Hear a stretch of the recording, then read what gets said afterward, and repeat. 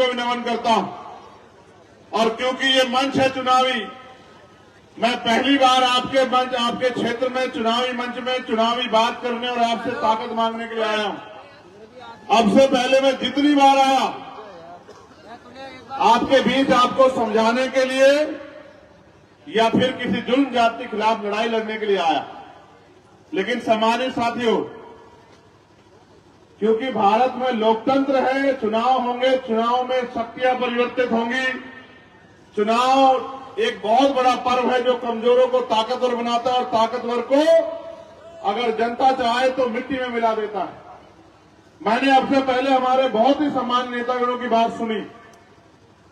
यहां हमारे जिले में आज हम मेहगांव की सभा में हैं, लेकिन इस जिले में हमारे 5 प्रत्याशी, इस मेहगांव पे भूपेंद्र कराड़ा जी, भिंड में बाबूराम जामोर जी, हमारी छोटी बहन, आगे आ जाओ पांचों, अनीता नागर जी,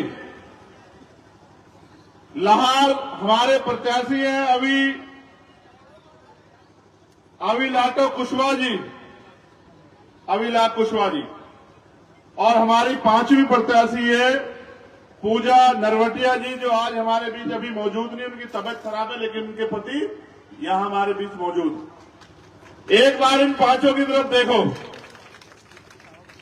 पहचानो ये किसी धन्ना सेठ, किसी राजा महाराजे के बच्चे तो नहीं है। देखो ये किसी उद्योगपति, किसी धन्ना सेठ, किसी माफिया के परिवार से तो नहीं है। और अगर देख लिया तो फिर मैं अपनी बात की शुरुआत करूंगा। देख लिया आपने इनको? चलो बैठ जाओ, बैठ जाओ। 14 अगस्त 1947 भारत अंग्रेजों के अधीन था। हमारे क्रांतिकारियों, आंदोलनकारियों के संघर्ष की बदौलत 15 अगस्त 1947 को हम लोग आजाद हुए। लेकिन ऐसी आजादी के बाद भी कई बार यहां आई, जब मैं अपनी बात रखूंगा आपको समझाऊंगा। 14 अगस्त को जिसकी जेब में जो पैसा था, जो जिसके पास जो जमीन थी, जिसके पास जो उद्योग था, जिसके पास जो शिक्षा थी, जिसके पास जो व्यवसाय था, 15 अगस्त को आजादी के बाद भी उसमें कोई बड़ा परिवर्तन नहीं। सत्ता अंग्रेजों से ट्रांसफर होके और यहां जो उस समय के नेता आगे बढ़ रहे थे उनके हाथ में चली आई। 16 अगस्त को, 17 अगस्त को, 18 अगस्त को, 19 अगस्त को आपकी हालात वही थी जो 14 अगस्त को थी।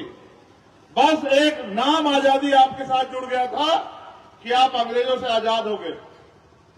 भारत के कमजोर किसान, नौजवान, मजदूर और देश की तमाम महिलाओं को अगर भारत में वास्तविक आजादी मिली तो वो मिली 26 जनवरी 1950 को, जब डॉक्टर बाबा साहब अम्बेडकर का लिखा संविधान इस देश में लागू हुआ। और वो संविधान ये कहता है कि देश के हर एक नागरिक को बराबरी का अधिकार है, स्वाभिमान सम्मान से जीने का अधिकार है, पढ़ने का, आगे बढ़ने का और तरक्की करने का अधिकार है, और इस देश के तरक्की में सहयोग करने का अधिकार।